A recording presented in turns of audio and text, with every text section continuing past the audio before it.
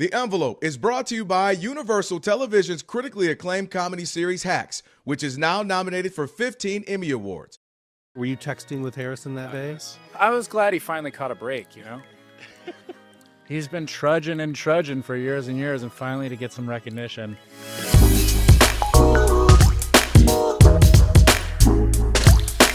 For the Los Angeles Times, I'm Mark Olson. Welcome to the Envelope Podcast. I'm here today with my co-host and colleague, Yvonne Villarreal. Hello. And our other co-host, Kelvin Washington's out sick today. He sends his regards. He'll be back soon. And now, Yvonne, we sort of broke format for your interview this week. Tell me about what happened with your encounter with Kathy Bates. Well, Mark, you know I love a good home tour. We talk about Architectural Digest a lot. We send each other links, but just FYI. So we got to visit Kathy Bates' home for this, and it was everything I hoped for. The kitchen is like on my Pinterest board. Her dog joined us during the interview. It was everything I could ask for. And it's Kathy Bates, you know, she's this legend of film and TV. You know her from Misery, Dolores Claiborne, Fried Green Tomatoes, The Office. But now she's on Matlock, which, you know, has earned her Emmy nomination for lead actress in a drama. And it's, you know, this remake of this classic sort of procedural of network TV where she plays a septuagenarian trying to re-enter the workforce. And by the end of the first episode, at least, and I hope I'm not spoiling anything, but we learn that there's an ulterior motive here, which is her daughter has died from opioid use, and she believes the Chicago law firm where she now works is sort of responsible for the cover-up. So it was really lovely talking to her about, you know, identifying with this character that she's playing and, you know, this idea of, you know, still having something left in you at this later stage in life, and there's more to give. So it was really nice talking to her, but tell me about Jason Segel. Well, Jason came down here to our studios in El Segundo, and it's funny because I had not quite processed that he has been like a major television star now for the better part of 20 years. And that, you know, when How I Met Your Mother ended in 2014, let that sink in for a second, that he at first kind of was a little bit lost. He seemed like he didn't know if he wanted to do comedies. He was trying to do more dramas. And then with his new show, Shrinking, which he co-created as an executive producer and stars in, that he has found this real sweet spot of the sort of doing comedy, doing drama, but with this sense of like real vulnerability and an emotional heart that even all of them on the show it's been unexpected to them how much it's come to sort of mean to other people and the response that they've got from audiences. And the show in part was created so that it could be shot around Pasadena where Jason lives, like very close to his home. It was like a scheduling thing. And it was actually quite fun. In the course of our conversation, he explained a little bit about why he recently proposed to his fiancée at the Huntington Library and Gardens in San Marino, which is a place I spend a lot of time and enjoy very much. I love going there. Now I'm going to like try. Did he say exactly where he did it on the grounds? There's some photos that you can find online at in the Rose Garden, of course. See? Well, I'm very excited to listen to that. And with that, let's get to your conversation with Kathy Bates.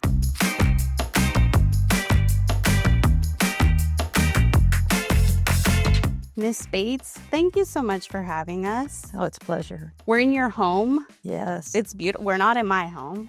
I really wish it was my home. Oh. It's lovely. I was trying to figure out if I could find the Oscars. It was like, where's Waldo? Oh. Well, Waldo's tucked away somewhere. Although I was told when I won one that, you know, that was it.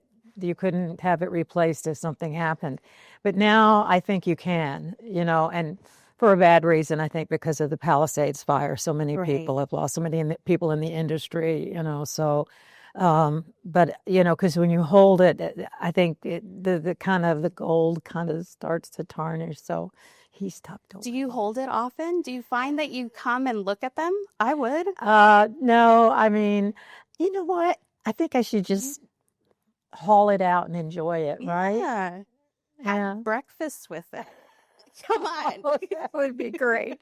I never thought of that. But maybe I should. Yeah, I think you should. Or champagne. Or a glass of rosé. Watch it. Like, do you watch much TV? You could have it by your side. Oh, I watch a great deal of TV. Yeah? Yeah. I love to watch everything. This year I've watched The Pit. I've watched The Diplomat. The Diplomat. I loved that.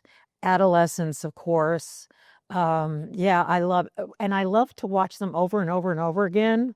Not because I'm an obsessive fan, Yeah. but because I like to watch the actors. Yeah.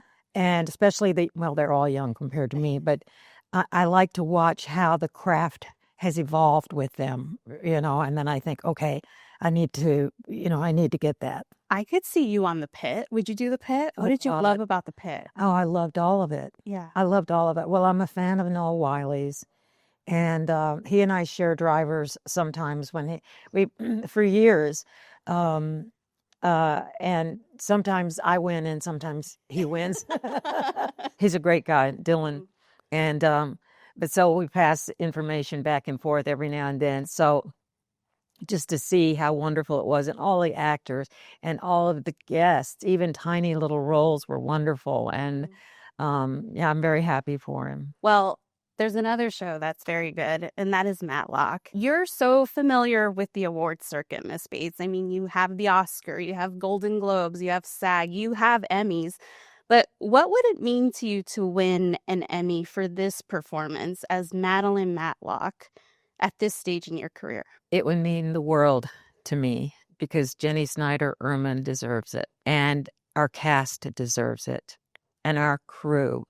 Everybody that's raised a hammer or a paintbrush deserves it. It's the loveliest time of my life, and I would love to have it celebrated in that way, but mainly because I think the show deserves it, and it would be great to have the Emmy and walk in, and then I would share, and I would, and we would all have champagne or something. It would be great. Well, before Matlock, how would you describe the place you were at in your career? Like, were roles that intrigued you still in steady supply, or had you seen that change? I guess I've had the opportunity to work with wonderful people like Nicole Kidman, and Maggie Smith, but often the roles were small, or they didn't challenge me, or in some cases the films didn't turn out as I had hoped, or they didn't reach a wider audience. I was just wondering, is this drying up?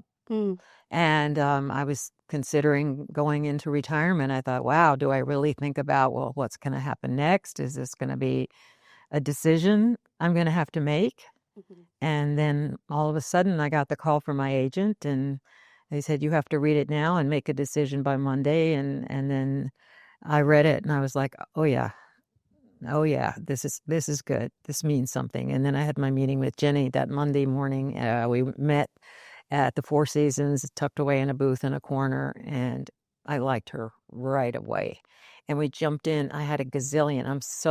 Tell me, I heard I about had the a questions. gazillion questions for her. Did you have them printed out? Yeah, well, I Tell had me. them on my phone. I put everything in my notes and my note app or whatever. And I had a gazillion questions, like, what is this going to be, and where is it going to go, and how is it going to turn out? And, things like, I want you to stay with me. And many times producers will woo you, and then they get involved with the cast, and they get involved with the larger aspects of production, and you don't have that collaboration. Were you a Matlock viewer? No. I think when that was going on, I was doing theater in New York. Okay. So I wasn't watching TV. Okay, fair enough. It's a big job being the lead of a broadcast drama. Are there ways you have learned how to sort of take care of yourself after, doing 19 episodes? I'm sure there'll be more this season. How do you make sure you're okay leading the ship? Wow, that's a good question. First of all, I have a great group of people around me. I have a wonderful, wonderful assistant named Erica LeBlanc, and she's sensational. And even my makeup and hair, Romy and Kim, and my driver Beth, and it's a great group of women that are around me. Everybody, I mean, even the people that are producing it, George Cheeks and Amy Reisenbach and David Stapp, they're all, and Eric Olson, they're all so supportive, and I feel they're holding me, But what you're asking, I think, is more about health and all of that. And I really try hard to get sleep because I dread that early morning call. I was like, I'm wondering Monday morning is like, oh God, please don't get me up at 5 o'clock. I'm not used to that.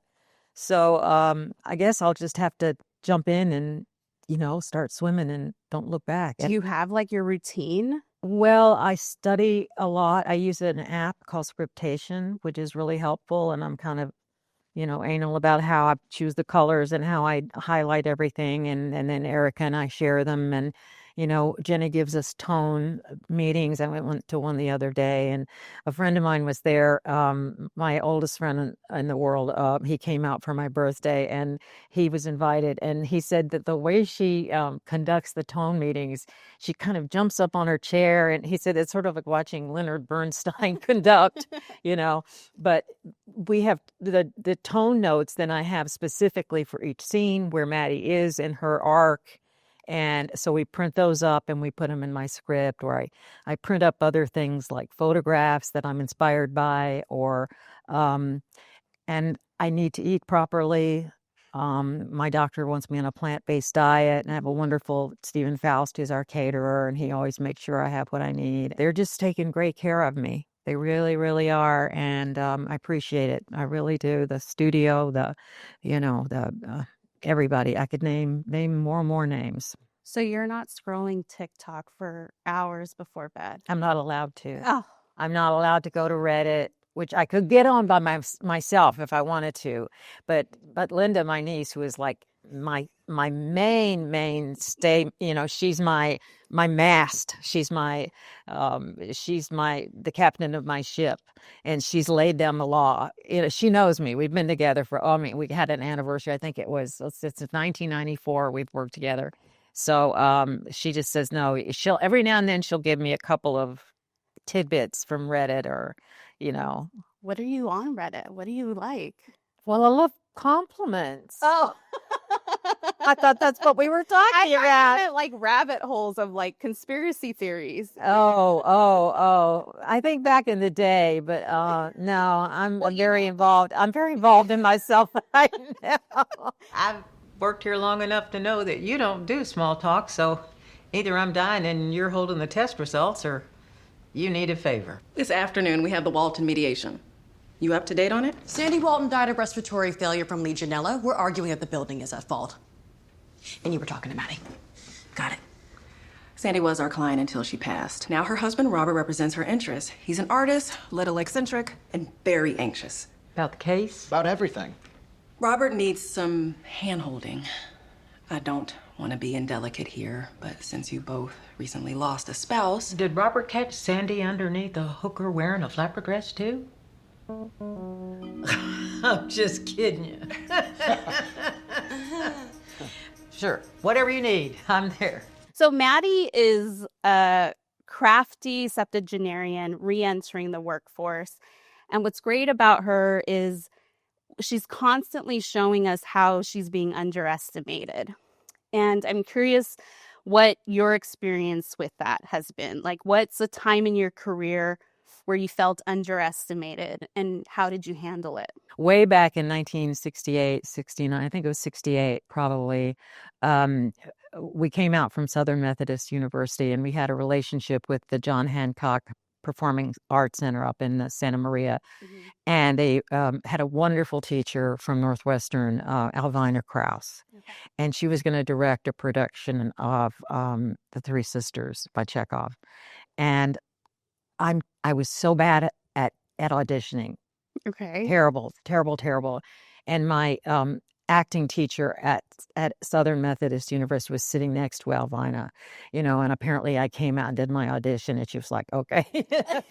and Jack Clay, God rest him, said, just give her a chance, and it was the first time I felt that I really was, it was a supportive, exciting moment in my life to do an ingenue, which I don't think I've ever done since, and to have this wonderful teacher to teach us how to, in that particular case, read everything they would have read at that time. What is the jewelry she's wearing? What are the music they're listening to? Will they have to go to a concert? And So all of that background stuff was very important, and that was the first time I think I had gotten that. And being underestimated, I don't know. I think every actor feels when they go into an audition that that's going to be, usually the moment when they say, "Oh, we're going with something else," or somebody that looks different from you. The way they put it, and that you feel underestimated 9 times out of 10, and you've got to get tough with that and get used to it and know that it's not personal. But it was hard to do at the beginning. Yeah, even with, when we did Night Mother on Broadway and we didn't have the opportunity to do the film, which I felt Right. we should have done. I mean, we did the play for 2 years. And it would have been so great to get Anne Petoniak and myself on film to see what we had created in those 2 years. And because they went, who I adore, Sissy Spacek and God rest her, Anne Bancroft, but they underestimated us. If it was today and with the independent features, we could have done it. How do you let that fuel you instead of let it continue to dim your light? It's the work. It's the work that I love to do. That, I mean, I knew from the beginning, from way when I was young, I did it in high school. I knew that I had it, but I knew that I had to develop it, my craft and my talent. And it just took such a long time. But I think I always knew that I could do it if I could just get in there, and somehow, by the grace of God, I don't know, if I would get another role, and then that would keep me going for a while. And, I think I'm just dancing with you right now because I don't know how to answer this question. I think it's when we stay answering, I guess, in our careers, right? Like there's never really the answer, maybe. How do you do it? I don't. I'm so insecure right now. Really? Yeah, you're Kathy Bates. I'm in your home. Why me? Why me? I don't know. Well, Arthur Ashe. That reminds me, brilliant tennis player, and he got cancer, of course, and they said, "Oh God," they said, "Did you ask yourself why me?" And he said, "I didn't ask myself why me when I was winning all those awards as a tennis player." Uh-huh. We're human beings, and everybody's been saying these wonderful things about me, about legends and icon and stuff, but I don't think of myself in that way. And I think of myself as an actor, and I'm grateful for the jobs I've had over the years. I can't believe it's been 50 years. There are moments, I had moments last season they were very few, but that I felt in tears at times, that I wasn't able to do the scene, that there were days when I was just, and I love Israel Horowitz, and there's a wonderful recording on Netflix, and they've restored it, and it's all in color now, and he's playing Rachmaninoff, the third piano concerto. And at the beginning of this one that's been, upgraded, he talks a little bit about it. And he talks about his own work and how he doesn't always hit it. And to hear someone of that massive talent say that he doesn't always hit it, and that will he do it again that night, kind of makes you feel more like one of the club, I guess, right. that we're all artists and we're all trying to hit it. And even Dustin Hoffman said that to me. He said, and he's a pianist as well, and he said, you have to hit just the right note. And you'll see a performance like Daniel Day-Lewis in Lincoln, and he comes in and he's Lincoln, no false note ever. And that's what you aspire to. And I haven't gotten there. I haven't gotten there, but that's wonderful because we keep going. We're human beings that are trying to do the best we can do at our career and in our lives. It's interesting to hear you say you haven't gotten there. There's this big moment at the end of the season for Maddie where, it seems like this mission she's on is winding down.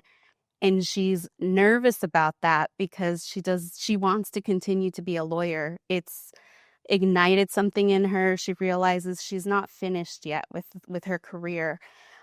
Unpack that scene for me as Kathy Bates. Well, there's certainly a lot of parallels between me and Maddie. I wonder, as I'm getting older, how long will I be able to do this physically, mentally? Matlock coming along now, I feel like I'm doing some of the best work I've ever done, thanks to Jenny's writing and such a complex character. I certainly wouldn't be here without it. I don't know what could come along that would be as wonderful. I want it to keep going.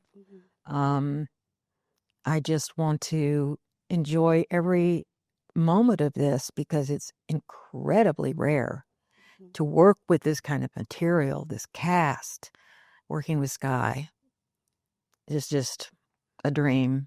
Yes. Sky Marshall plays Olympia. Yes, Sky P. Marshall. And the way our love story that Jenny always talks about evolved as we were working with each scene and with each other. And we never talked about things. We just looked into each other's eyes and we were those people. I'm so sorry.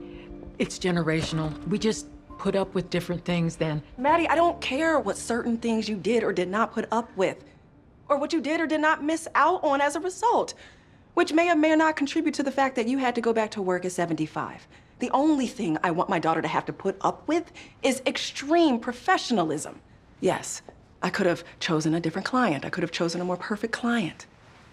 But I want this win on the books because Alex is messy. And I want my daughter to be able to be messy. It was the day before yesterday. We had our first rehearsal. Right. And I asked Sky, I said, how are you? She's scared. And we were both feeling the same thing because we've been doing all of these panels and we've going, oh, great. We got so many viewers. Aren't we wonderful? And now we get there and we're going, can I do this? Right. What do you feel when you perform and what do you fear about one day when you're not doing it anymore? It's something I even ask myself right now because it feels like my industry is in such turmoil and I feel like I'll have to hit the end of it before I want to. But what do you love about what you do and what will you miss when you're not doing it? I want to ask you first. I want you to prime the pump. I love this. I'll miss like the anxiety of trying to meet deadline, even though that sounds weird and my editor's probably like, yeah, right. But I will miss that. It's like a creative challenge of like, can I do it? Okay, now your turn. Same thing. Here we are looking in each other's eyes, really working off of each other like we will as actors. What are you going to say next? How is that going to affect me? And I have grown to enjoy talking to people like yourself and trying not to know what I'm going to say or spin or anything else. That's the other thing about being my age, and sometimes it's gotten me in trouble in these interviews because I feel like, F it. I just want to say what I mean and mean what I say at my age, and sometimes I've regretted it, and and other times I think, why? I mean, that's the old cliche about elderly people is they finally say, F it. I'm just going to say what I want to say. Yes. I think I'm going to miss walking on those sound stages and hearing people and the cacophony of the voices or the quietness, the smell of it, the laughter that's coming from somewhere, walking on stage, seeing people from, the day before and beginning to form relationships with people, but sometimes it's automatic. Right. Sometimes it's kind of gingerly. And I think it's taught me how to be a more compassionate person who listens more and watches more. And I would miss that. And let's face it, I would miss being the center of attention. Of course. Of course. Who wouldn't? I'll still talk about you on Reddit, I promise. What do you remember about your first time on a Hollywood soundstage? The very first was with Milos Forman, but that wasn't a speaking role. My speaking role was with Dustin in Straight Time, and I remember just I was supposed to. It was night shoot. I was just inside a kitchen. I was supposed to walk out a door, and I don't know, was it Gary Busey out there or whatever, and I was in everybody's way, and I was nervous. I was in this room with a washing machine, and I just had no idea what I was supposed to do. I had no clue. And Dustin was so supportive and so helpful, and I learned a lot from him. And so, yes, we were off and running, but boy, I was clueless. Clueless. It seems fitting that the series brings you back into the legal drama world more than a decade after starring in David E. Kelley's Harry's Law, which was unceremoniously canceled by NBC, even though it was one of the network's most watched show, because it didn't attract young viewers. And I remember the hubbub of that, of just the reader like emails of like, I love this show, what the heck? What do you remember about that experience, and what did it teach you about Hollywood? Cutthroat. That was my first upfront experience with that. I don't want to cast any aspersions on anyone involved with that project. I said what I said on that TCA stage. Probably should have said it a little more politely. It's like Annie Wilkes says, it's not fair. You know, this isn't fair. And it took me a while to get over it. It really did. And also, one of my favorite human beings in the world is a Melamine. He's like a son to me. And he was left out of the second season. And I felt that the turn they made from being a neighborhood shoe store with real people, with gang members, with everybody, was diverse, going into more of a Boston legal style show, I felt was a mistake. It was less enjoyable for me. So I guess things happen the way they're supposed to happen. I had an opportunity before that to maybe stay in the office, at the office. Yeah. And I always wondered, the road less taken, what that would have been like. So it was tough, and then that was the summer that I was diagnosed with breast cancer. So that the whole thing kind of just went, How did you deal with that? not well. Yeah. Not well at all. As opposed to the ovarian cancer that I went through in 2003, somehow was more, even though I had to go through chemo and all of that, which wasn't a happy time. Although I was always happy when I got the Russian guy who was the guy to give me the chemo. I was like, oh, is Dimitri going to be here today? And, but somehow this time with the breast cancer was more painful. Although, it's really interesting, Yvonne, is that I was in more pain, oddly enough. And I think it was because of some nerve that was going on, which was rectified after a while. But I kept begging my surgeon, I need, more medication. I need more medication. I need more medication. And now that I've done all this research, I understand why he said, no, we can't do this. You can't be on too much. Yeah. And I think I owe him a big apology. I owe him, at the very least, a thank you note, because I think that I could very easily have tipped over into opioid use. I love hearing how much of a star student you are in terms of prep. I've heard it from your colleagues on Matlock. Everyone's impressed by this. We learned it with all your questions that you came to Jenny with. This fall, it will be the 35th anniversary of Misery. And that was like your first like major film screen role. And I would imagine that carries a lot of, I don't know, maybe anxiety or pressure. What do you remember about the work that you put in to prepping for that? I learned a big lesson from Rob. I sometimes I can be very literal about things. A book was a big jumping off place for me. And I said, well, what about this? What about that? Doesn't this need to be in the script? And he finally said, we're not making the book. We're making a film. And he said, it's different. But in a way, that kind of literal side of me really helped with Annie. A lot of who Annie is, I can totally relate to. Totally relate to. Her obsession, sometimes I can obsess about things, and or her fascination with a movie star, I shouldn't say that. I understood her depression. I understood her loneliness. I understood all of these things. So when I went in, it wasn't so much that I had a lot of notes in my script. In that case, I was able to go in and hang out on the set with everybody and watch how movies are made. And it's also a way, as Dustin used to say to me, you have to stay plugged in. It wasn't that I would go in my trailer and just sit by myself and think about other things. I went and I would plug in and stay plugged in on the set, watch it, be there, feel it, all of it, because when you're acting, you take all of it in. Whether you're in the jungle making a movie and you just happen to see something and you go, oh, and that brings something else in you. You have to be, and that's another thing Dustin told me, was just to keep your eyes out, to listen, what's going on, who's shooting, can you hear Owen? Can you hear this? Can you hear that? So that it's a more outward thing. And that's what my teacher at SMU, Ray Burke, told me, and taught us to keep a diary and look outside and see how people are living. So that was misery for me. I felt it fit me like a shoe, really.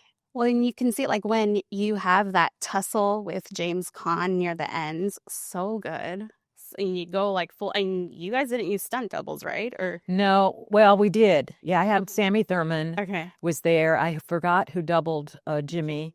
I'm sure he had a guy that he used for years and years. Sammy, thank God, carried somebody through the snow. That was an interesting moment because that's the first thing we rehearsed. They took us to a sound stage. It had the house marked out on the floor. Dave Ellis was our stunt coordinator, and we blocked it out with Dave. The whole thing, the very first thing we ever did. And I was surprised by that, but we knew exactly what we were doing when we got there.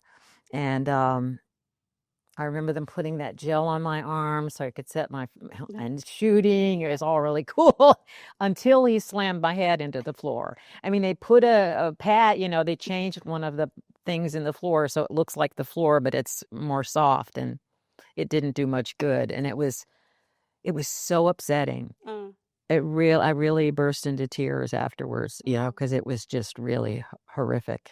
Before we end things, I have to say, you're gonna return to directing after more than 20 years, and you've done some amazing shows. You did 6 Feet Under, NYPD Blue, Homicide, you've done Everwood. You're gonna come back and do Matlock for mid-season finale. Tell me about how are you just really excited to jump back in? Yes.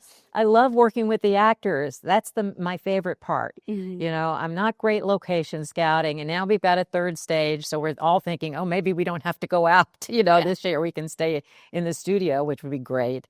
And I'm sure the cast is going to give me a hard time. I expect that, But I also, one of the things that I felt that was one of my gifts or talents or insights is that I know, because of being an actor, I guess, how to consolidate what I want to have happen and put it into a sentence or a phrase that's going to unlock something in the actor. And I'm really hoping I still have that. And the other thing I'm excited about is working with the new technology. I mean, we've got a guy who's a focus puller strat. I love him. And he's got this, he's not running and measuring and doing all this stuff. And he's been doing it for 35 years. And I walked to him and I said, what is that? He said, oh, I'm focus pulling. And I was like, oh God, tell me all about that, or working with Chad, our A camera operator, and looking through the lens. And I loved when I was doing 6 Feet Under, sitting on an apple box underneath the camera and being on stage with everybody. I don't know if I'm going to be able to do that because we've got a lot of glass at Jacobson Moore, but I really want to do that. The grips at 6 Feet Under made me an apple box with my name on it and the brass hinges and everything. So I want to take that with me just for good luck, even if I don't get to use it. And I guess you can tell how I'm excited about this, I was at the table read yesterday for season 2, and it was amazing. I know we can't say too much, but what are you like? What's your one sentence pitch for what's coming for season 2? Dangerous. Dangerous. I like that. Well, I'm hoping before I make my exit from your wonderful home, if you could just take me into a room and get like a hammer and it's my dream, Kathy. No. Please. Didn't you say you wanted to stay in got your business? insurance. You said you were feeling insecure. I have my hands. Don't go near my hands. No. Do you get that request a lot? All the time. All the time? More than All the Tawanda? Oh, yes, which isn't bad. That's a good one. Every now and then people will refer to Dolores Claiborne, but oh my God, especially men. I remember being on a flight from London, and we were out over this Atlantic, and something was wrong, and we had to go back. And I just remember one guy, we were all pissed off, and we was in the aisle, and he said something about his ankles, and I was just, but anyway, it's been good to me. So, and I miss Jimmy. Yes, he's great. Thank you so much for taking Thank the time. you. This was fun. Thanks for welcoming us into your home. It's beautiful. It's been a pleasure to have you here. It really has. And after the break, Mark's interview with Jason Segel.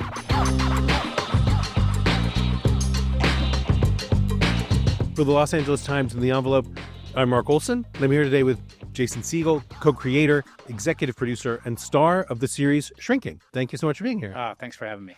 I know the show is really rooted in this sense of vulnerability, of people at times really kind of showing themselves at their worst. What made you interested in exploring that? I think that for me, that's the thing that's most interesting about acting, actually about making art in general, is helping people find their way through real life stuff sort of as a surrogate, like watching people go through things on screen or in a song, like nothing is more healing than a breakup song.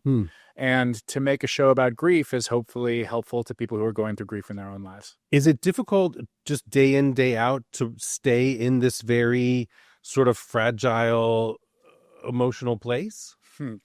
I think the show found me. I've been living in a fragile emotional space for 45 years. Me and the show collided at just the right time.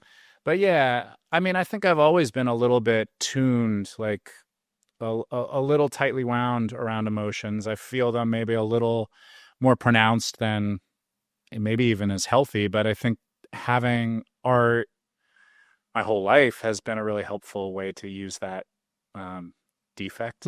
Yeah. Because what is your own relationship to therapy? Like before the show came up, were you familiar with the vocabulary, the concepts? Yeah, I was. And I do think that in life, learning that it is okay to ask for help is one of the most important lessons you eventually learn, hopefully, that you're not in this alone. And actually, I think most people are dealing with a pretty similar set of issues. The facts are different, but the emotions are all pretty similar. Loss, grief, love, I think what's interesting about this show is it's based on some real therapists, and it is a more innovative version of therapy where a lot of the therapy people have experienced that I experienced is someone asking you questions and sort of nodding at your responses and how does that make you feel. This other group of therapists that the show is based on, they understood that the real wish is that someone will tell you what to do, right? That's the ultimate cheat code in therapy is someone saying, okay, I hear what you're saying. Here's how you're going to handle it. And we'll figure out why you're having trouble with it along the way. We'll do that too. But I'm going to help you for the thing you're talking about that's happening on Tuesday. And so that was brand new to me and really exciting and really interesting. And then you layer on top of it that my character, who you kind of, enter this world through, is essentially going through a nervous breakdown, is at rock bottom, has just lost his wife, and is in a real hole of booze and drugs and misery, that he's continuing to practice therapy throughout all of this, and his patients have no idea. I was like, oh, this is like an electric idea. Because that's one of the things I find really intriguing about the structure of the show, the nature of your character, is that he is both therapist and patient, and in the way that all of us are going through some stuff, but then solving stuff, maybe being a sounding board for somebody else. Is that something that you found intriguing? The fact that he's even at his lowest, he's still playing these multiple roles for other people. Yeah, well, I think that's the secret of life. It's a secret of any authority figure, is that they're just dealing with their own shit as well, and they're just guessing. And you know what I mean? They have a badge on, whether it's literal or metaphoric, but they're guessing too. We're all out here just guessing, right? And so that's true of your therapist as well. They have some experience and some tools and have learned a lot, but they have rich, full lives that extend after your session ends that could be total chaos. I know. Have you found that there's anything for you that's kind of keeping you sane right now? Like, what do you like to do to sort of like keep it together? I take these really long walks, like psychopath length walks, maybe like 3 or 4 hours a day. And I just walk through my town, and I have a route that I like, and I wave at all the shop owners like it's the beginning of Beauty and the Beast or something. And it really keeps me calm. I listen to podcasts. I learn my lines. That's how I learn my lines for anything I'm doing. I record the scripts, and then I take these long walks and just listen to it compulsively until I'm not thinking about anything by the time they say action. Well, I like it that it's like it both probably like helps you like clear your head and get focused. Yeah, I think there's something about the body moving that allows the mind to maybe let some stuff free, like break the loop-de-loop thoughts. Yeah. I've heard you talk in the past about how for you, the period of time, like after you finished How I Met Your Mother, that you felt a little lost then, that you weren't sure how you felt about doing comedy. You were maybe dipping a toe into drama. And I'm wondering with Shrinking in particular, the way that it sort of combines both comedy and some more dramatic elements. Is that part of what you think you were responding to that allowed you to kind of do both of these things that you were interested in? Yeah. To the extent that you're the star of your own life, to me, it felt like the end of the M. Night Shyamalan version of my life, where I was like, oh, it all makes sense now. I had gotten really good at comedy and done a lot of comedies, and then I went off and tried to get good at drama and at least got to the point where I'm not afraid of it, So I had a lot of tools in my backpack, and then it's 2 shows, Winning Time and this show, Shrinking. Both of them allowed me to use the whole backpack. And all of a sudden I was standing across from people I really admired, and I didn't feel like a fraud. That was a big deal to me. Like all of a sudden I felt like now I understand. I'm like Liam Neeson from Taken if he was like super sensitive. I have a unique set of skills that are like I can cry really easily as a big giant man. But did you feel uncomfortable or like you were some kind of fraud before that? I think that at some point, and part of it is that I write a lot of my stuff too. I think as I moved into my 30s and was still writing the stuff that had sort of got me started in my early 20s, there was a growing gap between what I was thinking about in life and going through in life and what I was writing about and making movies about. And that started to not feel good to me. And it started to not feel like the reason why you do any of this stuff. So I think that I hate to say like as an artist, right? It's like always feels pretentious, but I think that if as an artist, what you're trying to do is use the art as a metaphor to explore what you're going through in life. That's like the most vital version of art. So why there's a scene in Shrinking season 2 where Harrison Ford gives this speech at Thanksgiving dinner. And he talks about, I don't know how much longer I'm going to be able to do this, but I can't tell you how much it means to be surrounded by people I love and who love me and people I can rely on. Road's going to get tougher and tougher, but I do know that I'll get through it.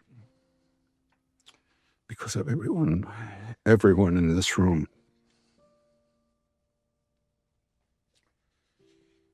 That's what I'm thankful for.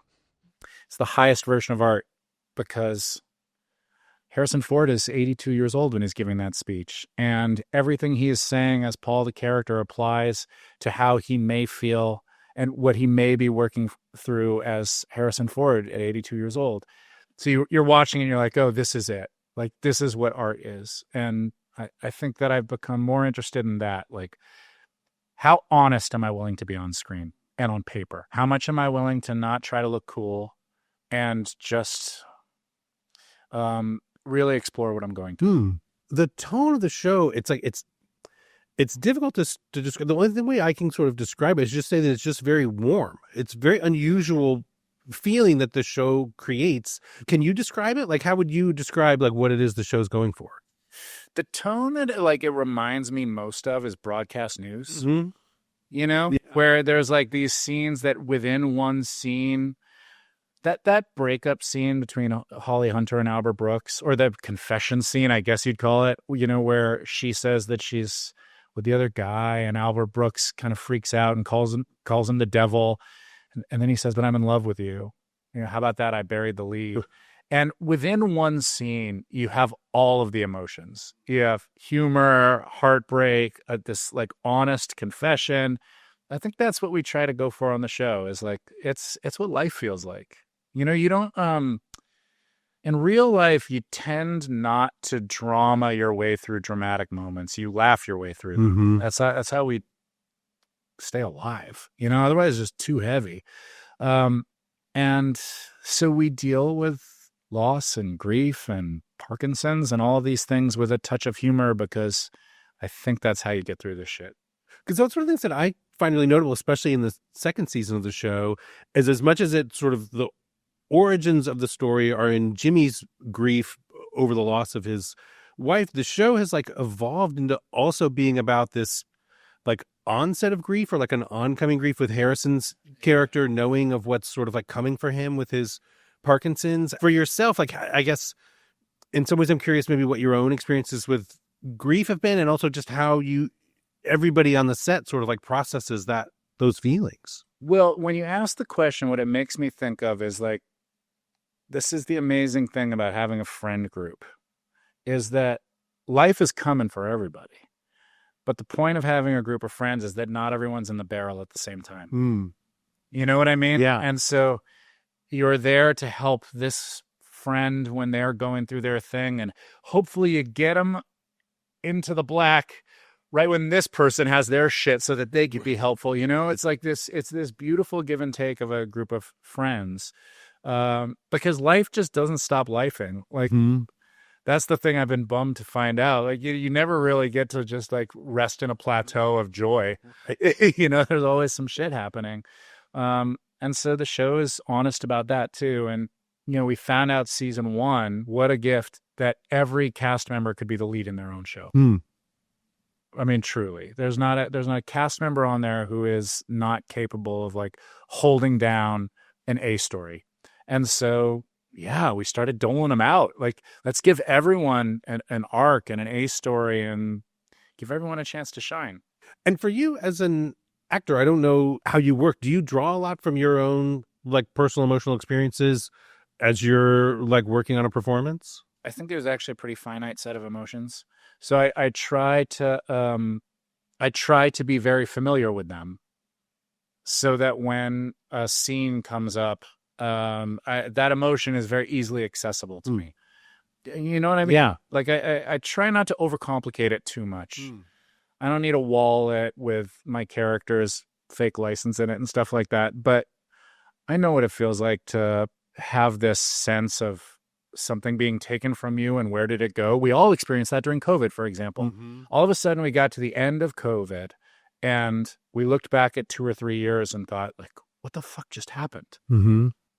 It came through my life like a tsunami, you know? And so that emotion applies to myriad circumstances, you know? And so I think that my job is to try to just stay really aware of what things feel like. I know when the recent Emmy nominations came out, your colleagues, Jessica Williams and Micah Urie, both shared text messages they'd exchanged with Harrison Ford. Did you also, were you texting with Harrison that day? Yes. And what was it? What was your exchange like? I was glad he finally caught a break, you know? This guy, he's been trudging and trudging for years and years, and finally to get some recognition, it made me feel good. No, I told him I was so proud of him, and I told him the truth, which I think every day. It's the honor of my life and career to act with Harrison Ford. it's still not lost on me. We had a huge scene this year that we shot like maybe 3 weeks ago. And it was a hard scene. It was long and there were moves. And the whole time leading up, it was not lost on me that I was about to do this scene with Harrison Ford. You know? Yeah. It's just a different feeling. It's a different feeling in prep. It's like knowing you're about to play one-on-one with Michael Jordan or something. It's like, I'm not going to fuck this up. You know? Yeah. Every time I'm acting with Harrison, I don't know if this will resonate with you, but I have a brain that wants to tell me I messed it up somewhere. You know? Yeah. That like, I turned left where I should have turned right. It's constantly nagging at me. But when you're standing acting across from Harrison Ford, that voice can't win. You're like, no, I think it worked out, dude. You know, I'm right where I'm supposed to be, or more than I deserve. In watching Harrison work and working with him, like, are there moves that you feel like you've learned, or have you gotten some insight into why Harrison Ford is Harrison Ford? This shouldn't be a shock, right? But Harrison Ford could show up to this show kind of however he wanted. Like, he could learn his lines on the spot. This guy cares about the material and cares about the scenes, cares about his arc, cares about getting it right, more than anyone I've seen, certainly more than he needs to, you know? And I think that that's the same lesson I keep learning over and over again, whether it's from Harrison or anyone else who I admire, who I am lucky enough to work with. It's just a commitment to like really caring with all your guts, you know? Do you find this difficult? I feel like making a TV show, I know there's a lot of downtime. There's a lot of like just sort of hanging around. Is it hard to not just like nerd out on Harrison and be like, tell me about Indiana Jones. Tell me about the time you were a carpenter. Yeah. I ask him about the carpenter stuff a lot.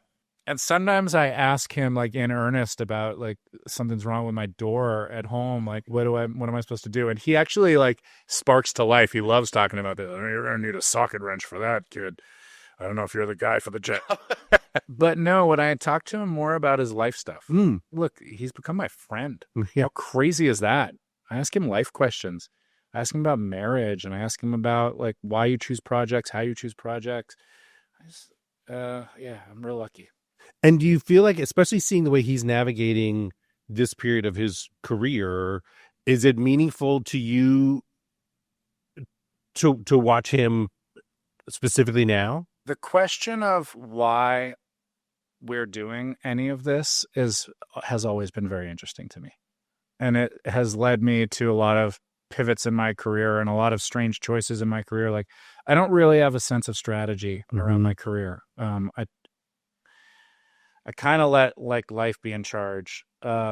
So I am really interested to see how I feel at 82 and 83 years old about why I'm still doing it, what brings me to work each day, what makes me care that much.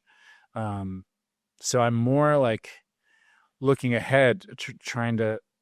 I'm excited about the idea that I could still care that much when I'm 80 years old. Yeah. And now I also be sure to ask about your co-star, Jessica Williams. The two of you have such fantastic chemistry, and the show has like gotten to this interesting place where it's not quite the like Cheers, moonlighting, like will they, won't they? It's almost rooted more in like should they, shouldn't they, of like examining like whether this is a good idea at all. Like, what is it that you like about the way the show is sort of like working with the dynamic between those characters? It's been a really interesting dance to figure out, you know, because you also don't want to like bust up the practice. Yeah. You know, you don't want to bust up the friendship, but also like our chemistry is so good in season 1 is when we had our romance arc that you kind of couldn't not do that storyline and see what was down that road. I think the amazing thing about acting with Jessica is that she's capable of anything. She's capable of all the moves. Like, she can do the rom-com vibes that we explored in that. She can do rival vibes, you know, which we kind of get into a little bit in season 3, as Paul is considering leaving the practice, you know, who's going to end up taking it over, kind of idea. And so Yeah, what's amazing about Jessica is it's just like no matter what ball you throw at her, she's going to catch it and she's going to throw it back. How did you feel about the sort of arc of Jimmy, your character, sort of grappling with Jessica's character of Gabby having like a new boyfriend? Like it never quite got to like a jealous place, but it was like sort of. And I'm just curious, like, I mean, you're very involved in the creation of the show, but like, how is it for you as far as like, your relationship to like Jimmy's feelings of something like her relation, Gabby's. It's a funny question because it wasn't written in any way for him to be like jealous about it. But I always think it's more interesting to play two things. And so, yeah, people are complicated. You know what I mean? Yeah. Like, so whenever I try to, for better or for worse, I try to find like the most, unclear version of someone's emotional feelings because I think that's how we are most of the time. You know what I mean? Like it's always a little, at least for me, it's always just a little complicated, more complicated than it needs to be. And I think that's definitely true of where Jimmy is. He's just like fraught and overthinking everything because there's so much trauma and like, oh, what if I did just give over to something? Well, what last time you gave over to something, she died in a car crash. You know what I mean? So there's all of these reasons he can't give over to anything. And so anything they throw at me, I try to play two emotions.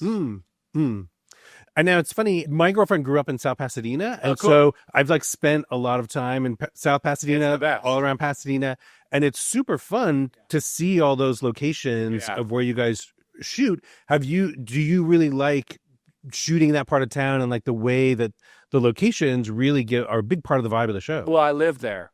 And so when Bill approached me about, I don't know if I'm allowed to say this, but this is what happened. When Bill approached me about the show, I was doing another TV show called Winning Time on HBO about the Lakers. And Bill was like, I'd like to make the show together. And I said, great, I would too, but I'm also doing another TV show. And I think we can work out the schedule, but like, I'm not going to be able to drive like too far because this is where we're shooting the show. So he said, all right, we'll shoot it where you live. So we ended up writing the whole thing for 5 minutes from my house. Nice. Yeah. And I also know all the locations. But I think the other thing that is cool about Pasadena is it really is distinctly not LA. Yeah. As you know, it's like you cross the 5 freeway and you're kind of out of this one industry town vibe and you're kind of out of the bullshit and it feels a little bit more suburban and people are walking their dogs and it's green. And we didn't want the show to feel too much like it was,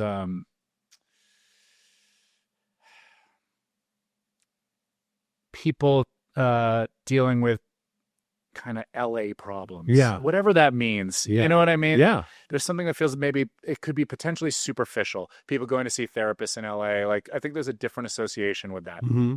And now I hope this isn't too personal, but you recently got engaged. I did, yeah. Congratulations. Thanks. And I saw that you actually proposed at one of my favorite places, the Huntington Gardens and Libraries. It's the best place in the world. Now, tell me about that. Like, what made you want to do that there? I do a lot of thinking at Huntington Gardens. Sometimes I do my walks there. I wrote a show called Dispatches from Elsewhere a few years ago, and I conceived most of it walking around Huntington Gardens.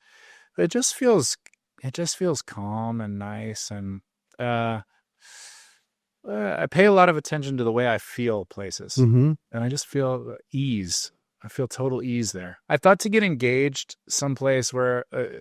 When eventually you have a kid, to be able to, like, I don't have to take some brat to Paris every time I want to show him where their parents got engaged. He doesn't deserve it. He hasn't done anything yet. He's just a kid. Huntington Gardens, we can, take him easily. And then you get an extra visit in. So it's like, yes. Yeah, that's right. I got a membership because they say it pays for itself. 3 visits.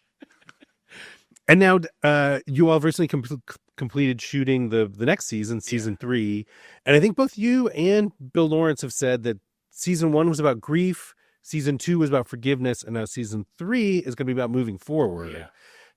Without spoiling anything, can you tell me a little bit about what that means? I'm working on the not spoiling anything part. Look, I think that when you're getting yourself out of a hole, you finally like you're doing a bit of that healing in a cocoon and around your friends and alone in your house and with your family. Then you get to this moment where you're like, I think I'm better. Let's take it for a spin out in the real world. And oftentimes, very quickly, you find out, oh, I wasn't as ready as I thought I was. So there's a lot of dealing with that. All the different characters in some way kind of trying to take life for a spin a little bit and realizing that it's trickier than they anticipated. And it's also been reported there have been some really exciting guest stars in this season. Michael J. Fox, Candice Bergen, Jeff Daniels is going to be playing Jimmy's dad, as I understand it. What was it like for you to realize that like the show had reached a place where like you could pull those kind of folks into it? It's a really nice thing to have people who you admire and respect, idolize, come in and say that they love the show. That's crazy to me. Michael J. Fox is an idol of mine. Getting to even tell him that is a great honor. I basically like copy Jeff Daniels. You know, a lot of what he did and does, I've stolen those moves, you know? And so we get to do scenes where he's playing my dad and our mannerisms are so like uncomfortably similar. I couldn't imagine better casting. And now, given that you co-created the show, you're an executive producer, what does it mean to you to have it be received in the way that it has, to have the show be a success, but also have it be really meaningful to people? That's the part that I care about the most. It seems to be really meaningful to people. I've done a few things I've been very lucky. I've done a few things along the way, you know, like less than one hand that I can count, where people say like, this got me through this. This got me through this period of my life. This is meaningful to me and my family. And Shrinking, that's kind of all you hear when people come up. You know, like the world changed and all of a sudden people approaching you became much more about like, hey, you're that guy. Can I get a selfie? You know what I mean? It's like totally impersonal a lot of the time. And it's much more about proof. Like, hey, I can show my friends this happened. Shrinking, that's actually not how people approach you. Harrison talks about the same thing. Harrison, who like people must want something from him for the past 40 years. It's the first time people are like, hey, thank you. It helped me get through the loss of my wife or my brother or my sister. It's helping me deal with my Parkinson's, whatever. That's crazy. And that's a real reason to be doing any of this. But also the way that the idea that like being vulnerable is okay, that it like, and to present yourself to the show like that to the world and have it pay off in this way must be really gratifying. Yeah. That's my whole leap of faith and my personal approach to acting is like, it's kind of like a surrogate style acting. Like, maybe like a Jimmy Stewart or a Tom Hanks or a Kermit the Frog who say, I am you, you know, for the next half an hour, or if it's a movie, an hour and a half, I'm going to be the one who represents how we all feel. I'm not cooler than you. I'm not better than you. You know, I'm just as awkward and sad and uncomfortable and hopeful and joyful as you and like confused about all of it. Jason Segel, I cannot thank you enough. Thank you so much for joining us today. Such great questions. Thanks so much for joining us. Please come back next week when our guests will be Catherine Lanassa from The Pit and Tramel Tillman from Severance.